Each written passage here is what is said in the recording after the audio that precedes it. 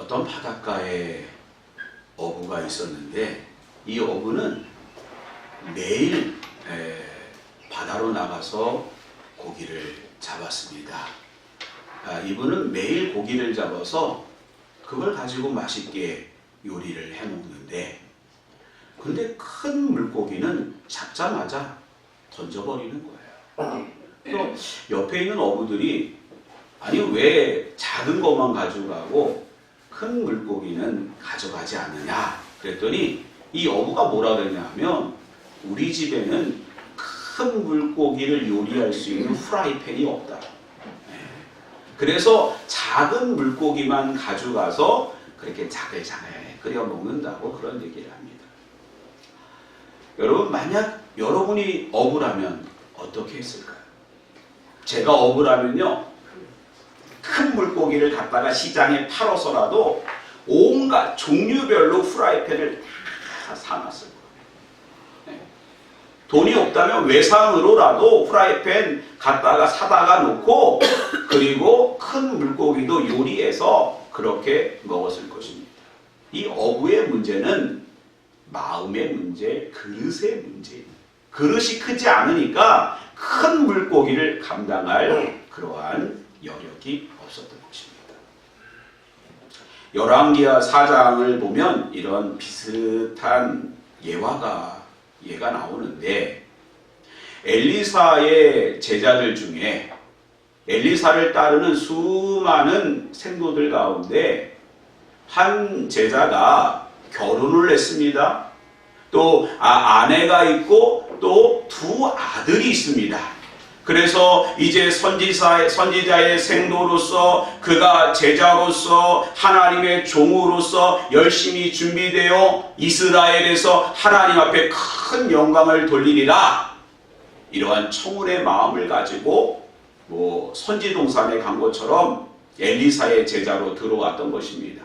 그러나 안타깝게도 그의 꿈을 이루지 못하고 그 제자가 먼저 하나님께 돌아갑니다.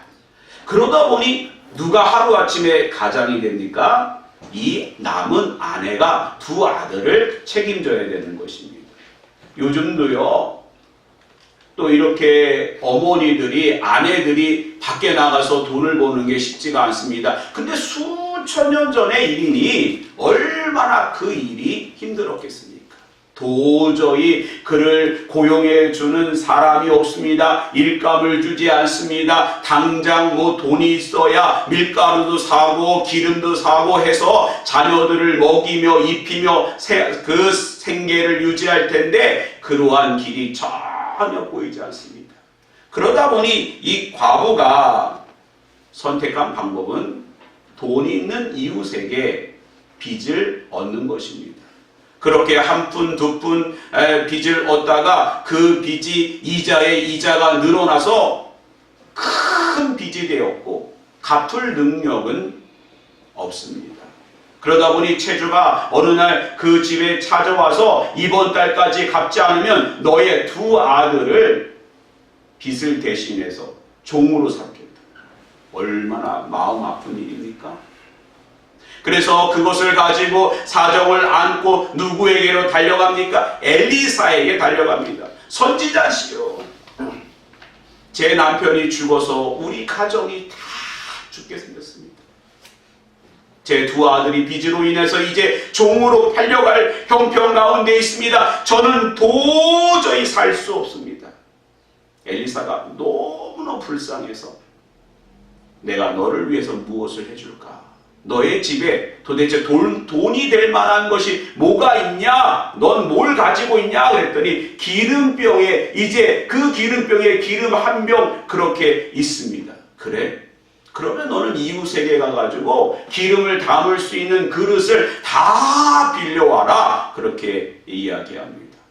그 당시에 기름은요, 음식을 할 때도 먹고 또 약으로도 사용하고 향품으로도 그렇게 사용되었기 때문에 좋은 그런 품질의 기름은 상당한 가격이 있었던 것입니다.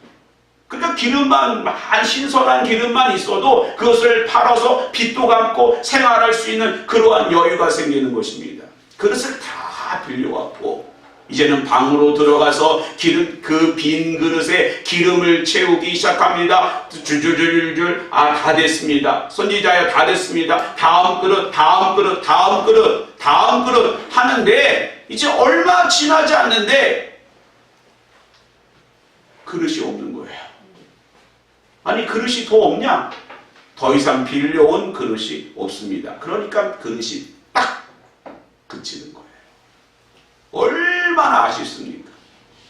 기름병만 한 수십 개, 수백 개 빌려다 놨으면 그 기름병에 기름을 다 채워가지고 그것을 팔면은요, 빚도 다 갚고 아이들 대학 가고 장가 갈 때까지 넉넉하게 또 살 수 있도록 독립할 때까지 얼마든지 도와줄 수 있었는데 그만 간신히 빚 갚고 당장 살 수 있는 그 정도의 기름만 채워줬던 것 같습니다. 무엇이 문제입니까? 그릇이 문제예요. 사람을요, 우리는 그릇에 비유합니다. 큰 그릇의 사람들은 큰 일을 하고 하나님 앞에 그릇이 작으면 결국 일들을, 사명을 감당할 수가 없는 것입니다. 예전에 제가 교육전도사로 있었던 교회에 권사님 한 분이 계셨는데 그 권사님은 슈퍼마켓을 운영하셨어요. 교회 아래에서 슈퍼를 하셨는데 뭐 교회에 행사가 있다 보면 그 물건들을 갖다 씁니다. 그런데 그 물건을 갖다 비싸게 좀 이렇게 갖다 쓰는 것이 아니라 거의 원가에 맞은 모든 부서가 갖다 쓰고요. 그 권사님은 교회에 교회학교, 성경학교가 있다 그러면 거기에 또 그 성경학교를 잘 할 수 있도록 또 간식을 제공하고 또 전도사님들 이제 성경학교 하고 났다고 하면은 또 책값 하시라고 또 그렇게 다 챙겨드리고 또 목사님들 휴가 갈 때는 또 휴가 잘 다녀오시라고 하고 또 뭐 교회에 일이 있다면 이렇게 저렇게 아주 그냥 헌신을 다하는 것입니다. 저는 생각하기를 이 권사님이 큰 부자구나, 돈이 많아서 이렇게 하는구나, 그런 생각을 했습니다. 근데 나중에 알고 봤더니요, 되게 부자가 아니었어요. 물론 다른 분들보다는 조금 여유가 있었지만 그렇게 생각하는 삼성가의 딸이나 현대가의 딸이나 이렇게 대기업의 그런 딸이나 그런 큰 중소기업의 그러한 분이 아닙니다. 근데 어떻게 그렇게 할 수 있었느냐? 그릇이 컸기 때문입니다. 여러분, 하나님 앞에 여러분의 그릇을 넓히시기를 주님의 이름으로 축원드립니다. 하나님께서 축복할 수 있는, 여러분이 하나님을 향하여 그릇을 넓힐 때, 여러분이 오늘 믿음으로 하나님 앞에 그릇을 준비할 때 그 큰 그릇에 하나님께서 예비한 복을 마음껏 부어 주실 줄 믿습니다. 얼마 전에요, 제가 우리 신학교 동문 대회를 갔었는데 거기서 어떤 젊은 목사님이 알고 봤더니 그 권사님의 아들이었어요. 그 아들이 또 목사가 돼가지고요, 저 강릉에서 얼마나 신나게 목회를 하는지 나중에 제가 강릉 갈 때 그 교회에 가서 커피 한 잔 얻어 먹어야겠다, 그런 생각을 했습니다. 여러분, 하나님 앞에 그릇을 넓히시기를 바랍니다. 오늘 본문을 보면 한 가지 안타까운 일이 전해지는데, 이스라엘의 엘리사가 이제는 연수가 다 해서 하나님께서 부르실 때가 다 돼서 이제는 임종을 앞두고 있었습니다. 여러분, 이스라엘에게 있어서 엘리사는 어떤 존재였는지 우리는 다 잘 알고 있었습니다. 아람이 이스라엘을 이렇게 공격하고 저렇게 공격할 때 누가 다 알려줬어요? 미리 왕에게 엘리사가 다 알려줬습니다. 그러므로 이 엘리사는 이스라엘에게 있어서는 국방을 다 책임지는 그러한 국방의 힘이다, 국방력이다, 오늘날로 말하면 어마어마한 강력한 핵무기 같은 그러한 존재다 라고 말할 수 있는 것입니다. 엘리사가 죽을 때가 되니까 하나님께 돌아갈 그런 시점에 요아스 왕이, 이 요아스는 남유다의 요아스가 아니에요. 예후 왕조의 여호아스의 아들 요아스의, 이름은 같지만 동명이인이에요. 그 그 요아스가 엘리사에게 찾아와서 뭐라고 합니까? 내 아버지요, 내 아버지요. 이스라엘의 뭐요? 병거와 마병이요. 무슨 말이에요? 이스라엘의 국방을 책임지시는 분이 이렇게 돌아가시게 됐는데 제가 너무너무 충격이고 너무너무 슬픕니다.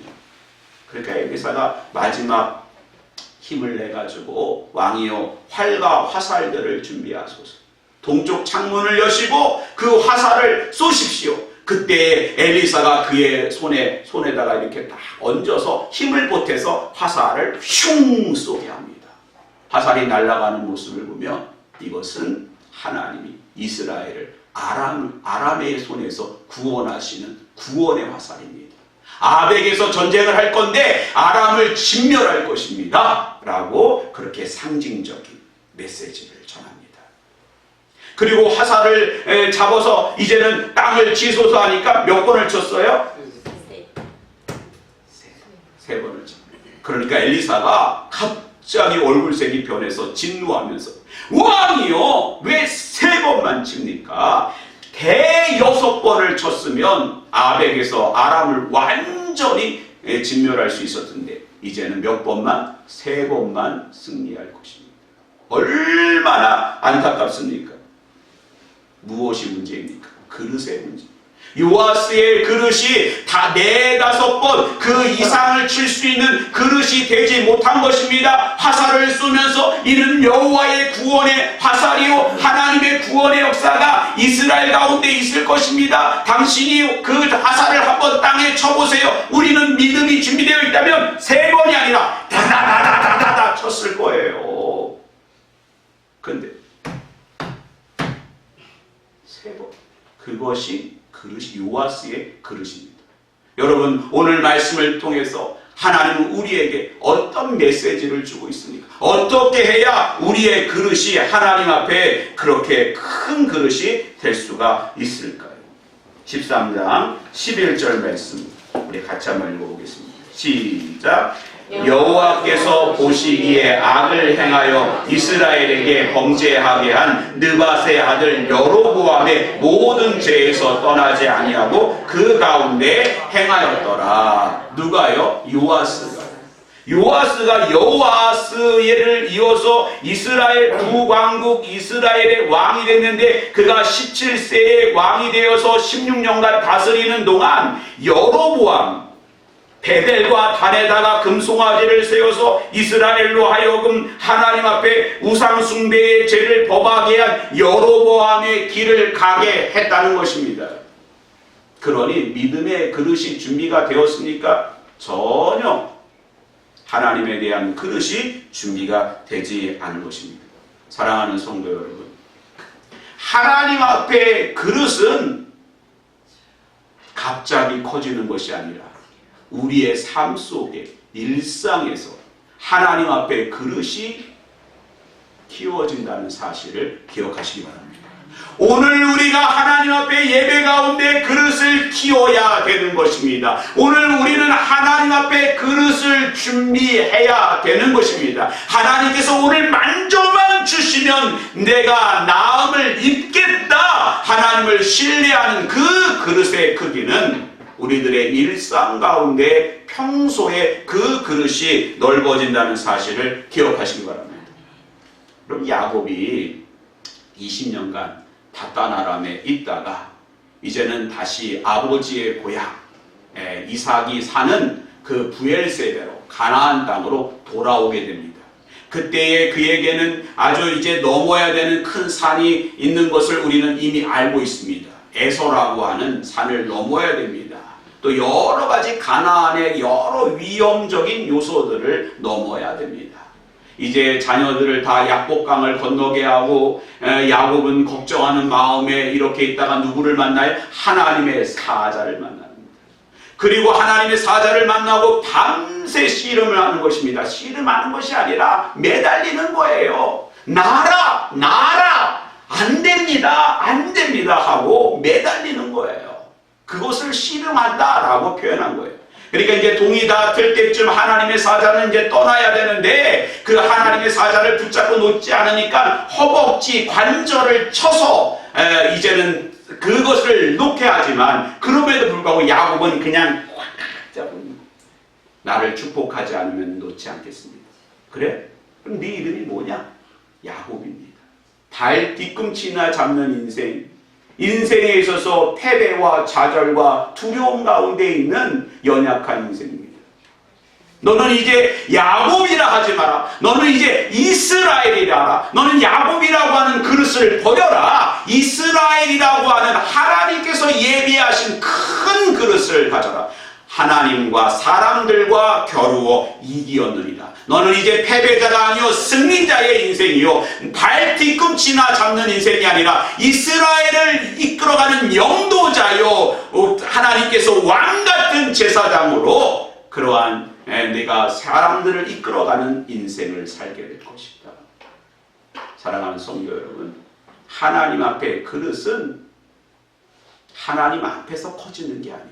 평소에 우리의 삶 속에 우리가 오늘 예배하는 이 자리에 하나님 앞에 큰 그릇으로 준비되어지는 저와 여러분 되시기를 주님의 이름으로 축원드립니다. 두 번째 16절 17절 말씀 우리 한번 같이 한번 읽어보겠습니다. 시작. 또 이스라엘 왕에게 이르되 왕의 손으로 활을 잡으소서 하매 그가 손으로 잡으니 엘리사가 자기 손을 왕의 손 위에 얹고 이르되 동쪽 창을 여소서 하여 곧 열매 엘리사가 이르되 쏘소서 하는지라 곧 쏘매 엘리사가 이르되 이는 여호와를 위한 구원의 화살 곧 아람에 대한 구원의 화살이니 왕이 아람 사람을 멸절하도록 아벡에서 치리이다 하니라. 아멘. 여러분 결국에는 우리들의 그릇은 우리의 능력으로 키워지는 것이 아닙니다. 누가요? 요아스가 화살을 쏘려고 했을 때 엘리사가 그 손 위에 자신의 손을 얹었습니다. 내 능력 아니라는 거예요. 우리들의 그릇은 하나님에 대한 믿음이 깊어질수록 그릇도 깊어지고 하나님에 대하여 우리의 믿음이 견고해질수록 그 그릇의 크기가 넓어짐을 믿으시기 바랍니다. 그릇의 크기는 바로 믿음의 그릇인 것입니다. 믿음의 크기와 비례하는 거예요. 다니엘서 5장을 보면 바벨론 왕 느부갓네살에 의해서 유다가 멸망을 했잖아요. 그 바벨론이 오늘날로 말하면 북아프리카도 점령하고요. 이 중동과 페르시아 오늘날 페르시아만 또 갈대아 우루 지역 이쪽에서부터 저 북쪽까지 또 멀리는 인도까지 그가 정복한 나라가 어마어마하게 넓습니다. 세계 패권을 잡은 것이 바로 느부갓네살이에요. 그가 죽고 그의 아들 벨사살이 왕이 되었을 때 여전히 그의 세력은 대단합니다. 어마어마하게 많은 영토와 백성들이 그를 추앙하는 그런 왕이 된 것입니다. 그러나 어느 날 왕이 왕궁에서 잔치를 베풀고 그가 중요하게 여기는 귀족 1000명을 초청합니다. 1000명을 초청하고 수많은 왕후와 또 그 후궁들과 또 이런 왕비들과 함께 술을 마시며 즐거워하는데 술을 어디에다 마셨는가? 바로 예루살렘 성전에서 가져온 하나님 앞에 예배 드릴 때 사용하던 그러한 은근 기명에다가 술을 담고 자 마시시오. 이건 우리가 예루살렘에서 가지고 온 그러한 하나님께 드리는 성전의 그러한 그릇이니 얼마나 술맛도 좋겠습니까? 마셔라 부어라 하고 먹었습니다. 그날 밤에 하나님의 손이 회벽 가운데 나타나서 메네 데겔 우바르시 메네 데겔 우바르시 하나님께서 왕을 저울에 달았다는 것입니다. 그 무게 함량 미달임으로 하나님께서 왕의 나라를 세워서 이미 끝나게 하셨고 메대와 바사로 나누신다고 메대 데겔 우바르신 그날 밤에 벨사살은 죽입니다. 그의 나라가 끝납니다. 사랑하는 성도 여러분, 하나님은요 우리를 저울에 다시는 분이에요. 우리의 그릇이 얼마나 커서 하나님의 사명을 더 감당할 수 있는지, 우리를 통하여 하나님 나라가 확장되어지며 복음의 일꾼으로 하나님께 영광을 돌릴 수 있는 그러한 그릇으로 준비되었고 그 무게와 가치가 나가는지, 우리는 하나님께서 하나님의 저울에 달고 있다는 사실을 기억하시기 바랍니다.